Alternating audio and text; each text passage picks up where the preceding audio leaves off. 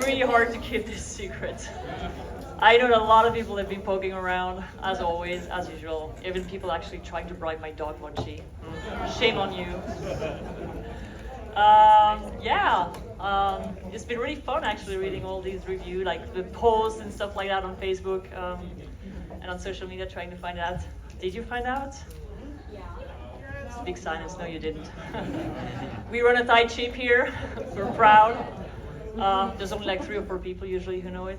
So, so we're really, really excited for you to discover this little gem of a.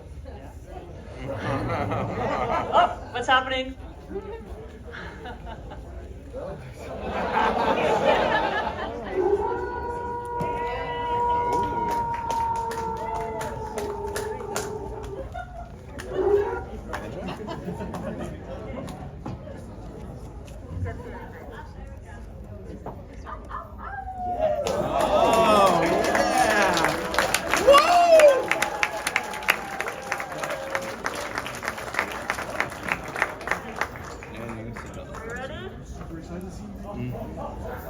Are you excited? Yeah. Yes! Yes, you are! Because you are the first audience to see the surprise secret screening of Marvel Studios' special presentation of Werewolf by Night. Yes, you are. And the director, Michael Giacchino, was supposed to be here with us. He couldn't make the trip, but technology is what it is today. So he's actually joining us via Zoom.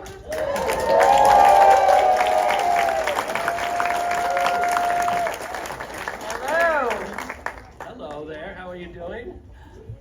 Well, he's talking to you.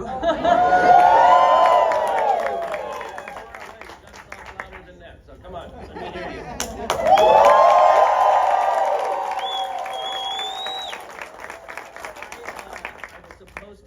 With you. I wanted nothing more than to be able to sit in that theater with all of you and watch this together, but I got COVID last week, so I'm stuck here. But anyway, I'm so happy at least I get to kind of see you this way.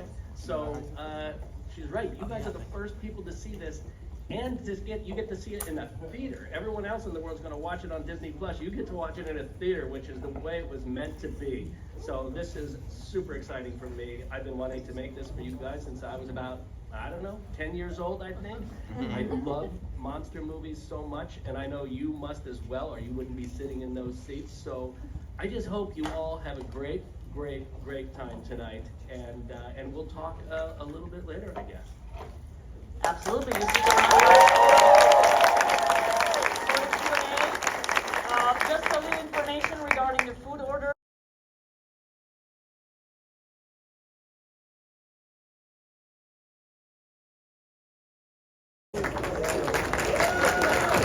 There we go.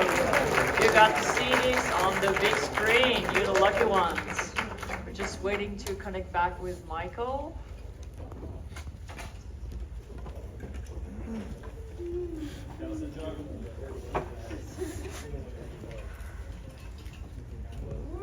Hello.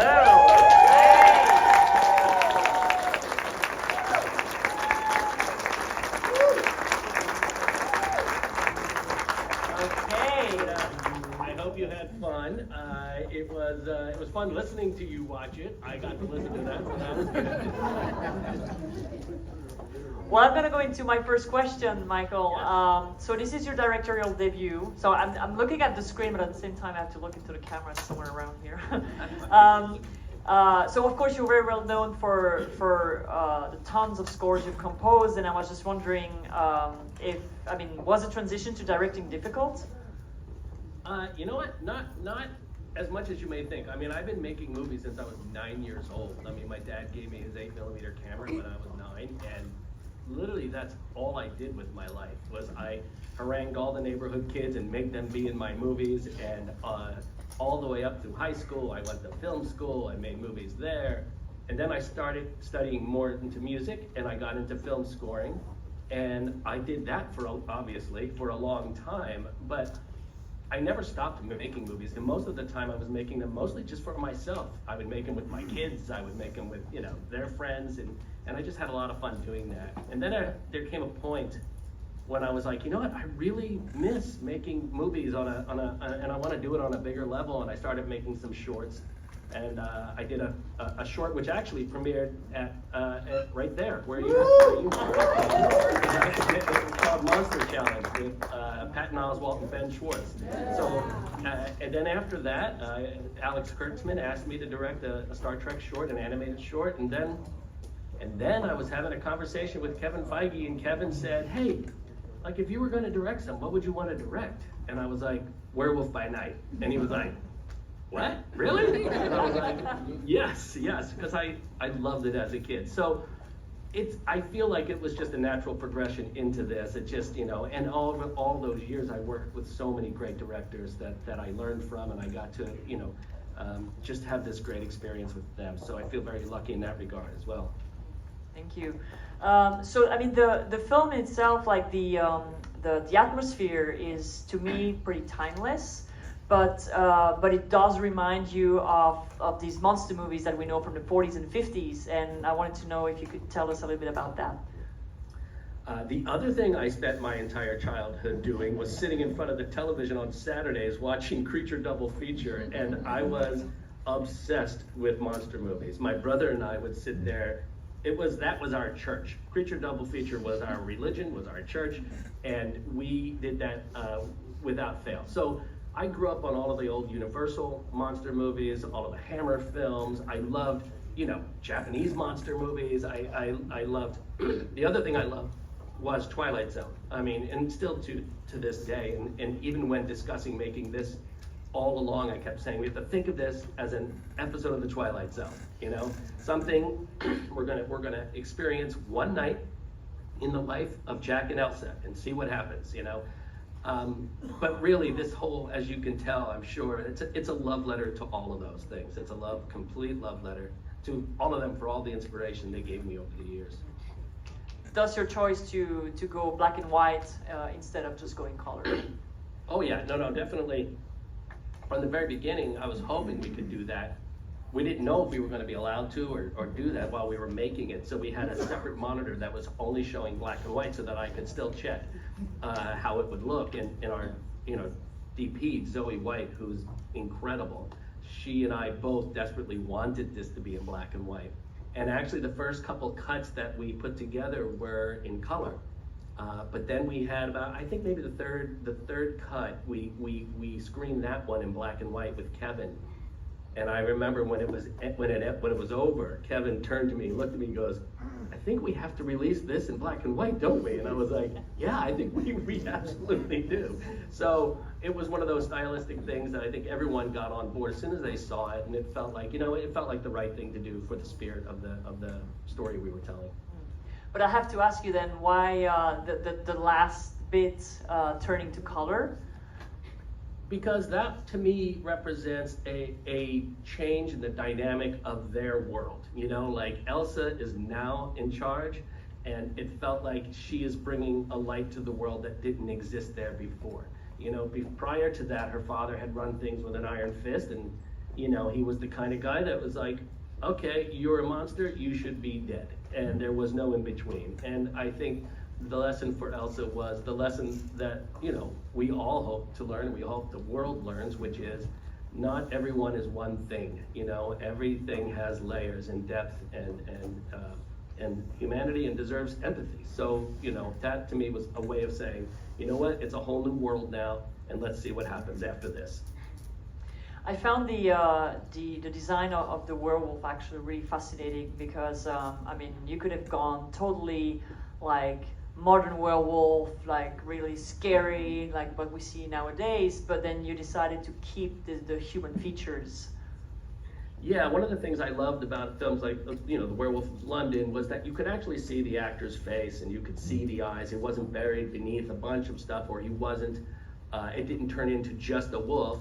You know, it still kept the human qualities. I think that was very important, especially to me, to say, you know, behind this thing we call a monster is a person with feelings and and who's somebody who's dealing with an issue that is very tough to deal with. None of these monsters want to be monsters. None of them want that. And these are all basically, if you look at it, they're people who need help, and I feel like that's what they are, and the world is always against them. So you can only imagine what that must be like to be in a situation where the world looks at you as a monster, but you're really, you yourself know you're not, So Gael Garcia Bernal is really funny in this movie, and as Jack Russell, and he brings really a charming side to this character. Was it difficult to convince him?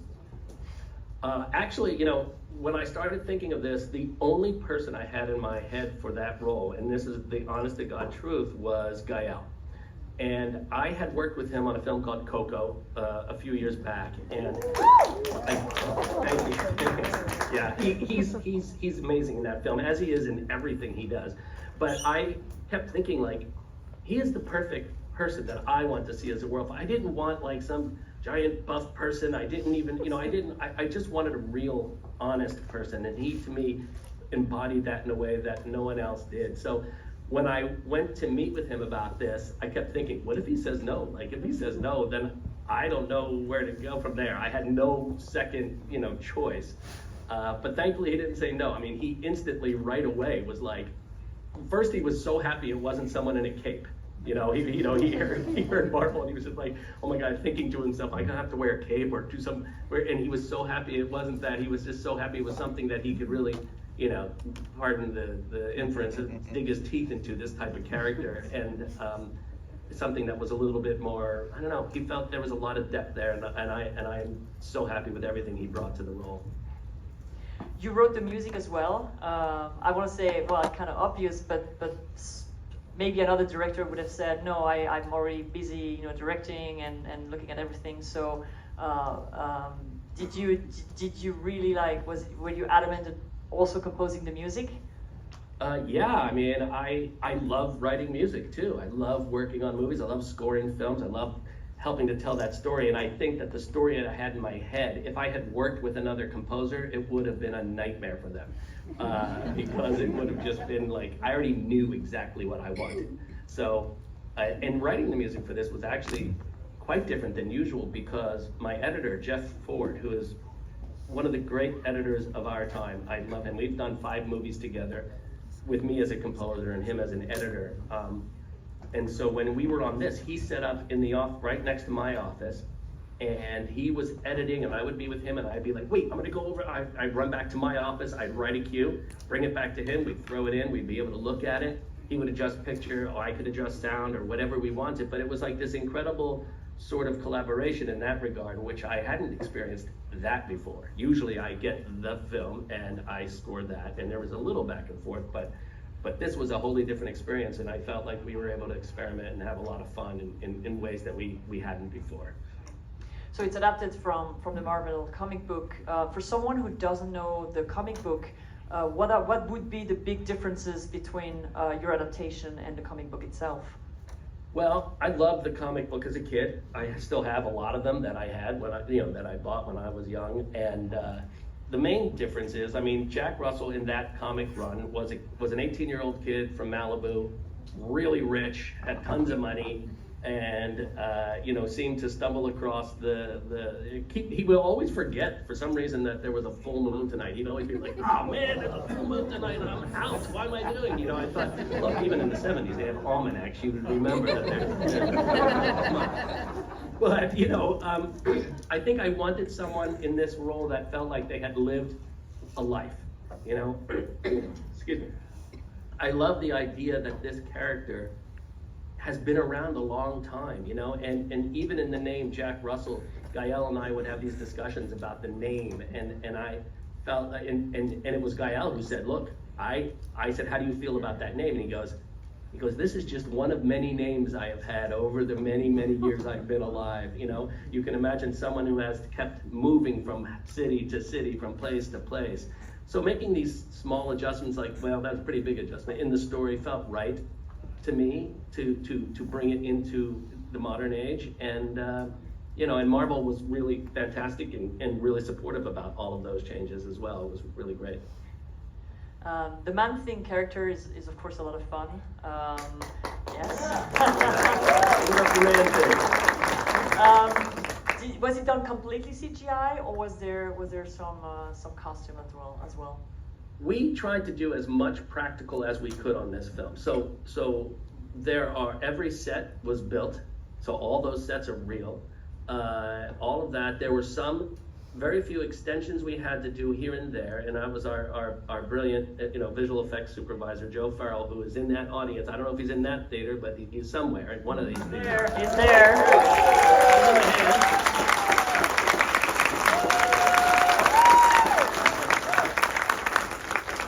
Yeah, Joe deserves a huge round of applause because he did an incredible job, and I was always pushing for as much practical as we could, and to Joe's credit, he went head first into all of that with me, which was wonderful. And then where we couldn't do that, he was there to help us.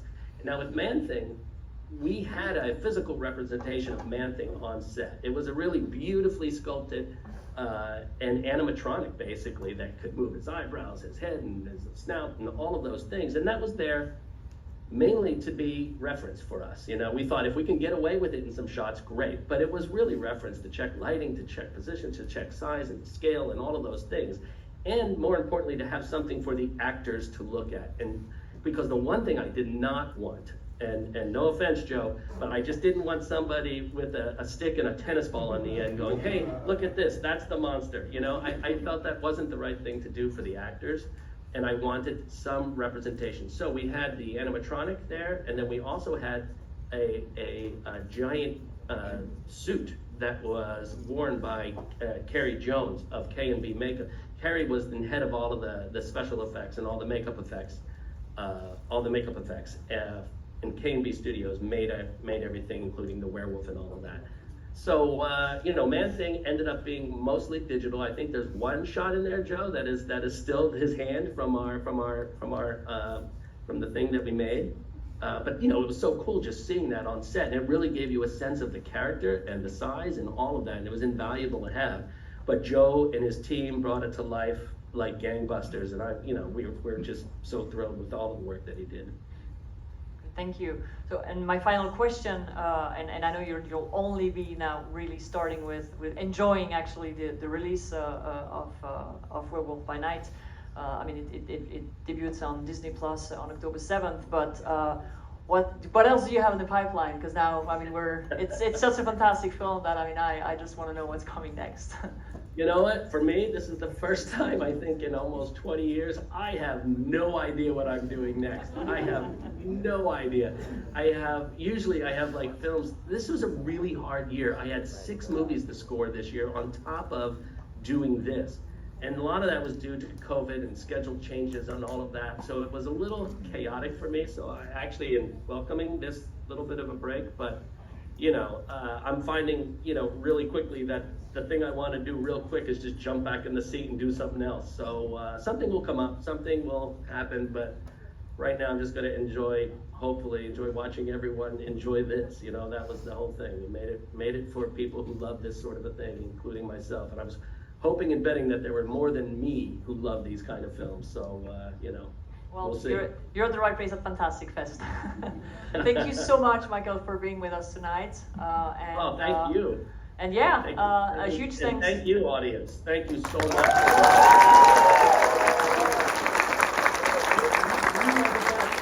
You have to know, when we first talking about, I went to Kevin. I said, Kevin, we have to show this at Fantastic Fest. We have to show this there. This is made for them. This is, so I was just so thrilled when you guys invited us and allowed us to be here. So thank you so much for having us. Thank you very much, Michael. And huge thanks to Disney really and Marvel, because we love having great secret screenings, and we were thrilled when we got the okay. So thank you so much. Get better, and hopefully the next time you'll be with us. Absolutely.